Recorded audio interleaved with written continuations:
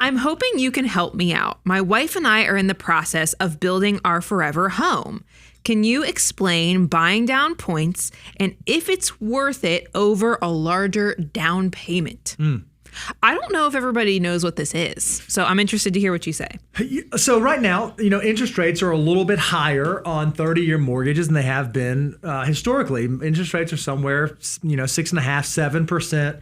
Depending on the type of mortgage, where you live, your credit history, that kind of stuff. And so it's not incredibly attractive. I mean, we all have some recency bias where we remember mortgage rates were 2.5%, 3.5%, 4%, even 5%. And that seems pretty desirable. And yet here we sit today with mortgage rates somewhere around like 7%. Well, one of the things you may recognize when you go through closing or when it's time to figure out the mortgage on the home that you're buying is they'll say, hey, would you like to buy down points? And you kind of turn your head like, oh, what does that mean? Well, buying down points simply means I can spend a certain dollar amount, and with that dollar amount, I can decrease the interest rate that I'm going to pay on my mortgage. So if 7% was the prevailing rate, I might be able to buy down points and I could end up with a 6.5% mortgage rate on my mortgage for the 30 years or the 15 years or whatever type of product you're taking out.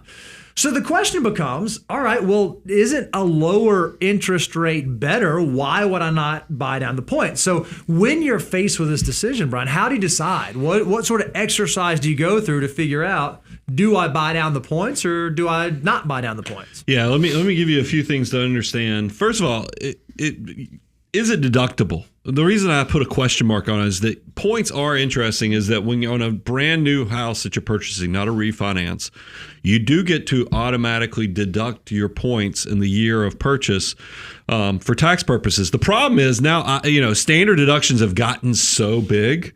A lot of times people just don't use itemized deductions anymore. So I don't want to get you all excited about this as deductible because people put that stuff in the brochure. You actually need to do the exercise to see, do you have enough deductions in total that you even itemize? So that's the first thing is because, and that's why I put the question mark, is it deductible? On the tax code, of course it's deductible, but is it deductible for you? You have to do a few extra steps to make sure.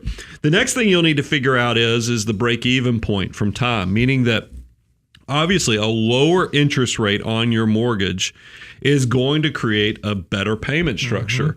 So you just need to compare and contrast without the points versus the points and figure out how do you have to live in this house to get the break even on that it makes sense to go ahead and buy down the discount on the interest rate because it's going to pay for itself and whatever X is on the amount of time. And the reason that's really important right now is that interest rates, look, I'm not going to say mortgage rates are crazy high from a historical perspective because the first house I ever bought in the late 90s was at 6 3/4. But they're a little high. But they're higher than what we've been used to for the last 20 years. That's for sure.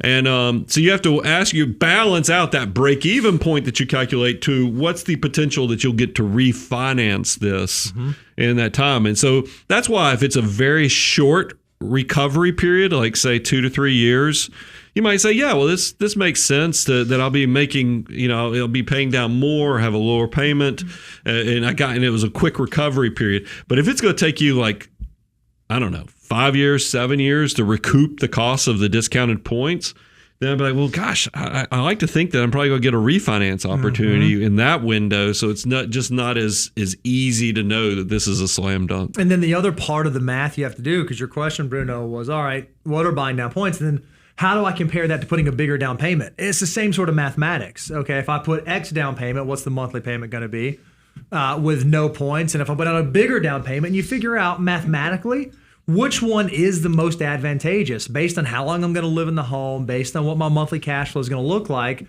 Which one turns out better? Putting a larger down payment, increasing or decreasing the amount that I'm borrowing, or buying down the rate, having on one-time upfront cost and then recouping that cost over a certain number of months. But you got to get out a spreadsheet, you got to do the work, you got to do the math, and then you can make the decision. And then I've found, because I was giving counsel, this is probably about a year ago, to a close family friend, and they were making this decision, and I ran the numbers for them, the 3 different ways, and which one's the right answer? I said, well, really, there's not a right answer. It's really what feels best for you in this house, and is there a psychological issue with your payment being this versus this, or how does it feel to have this interest rate?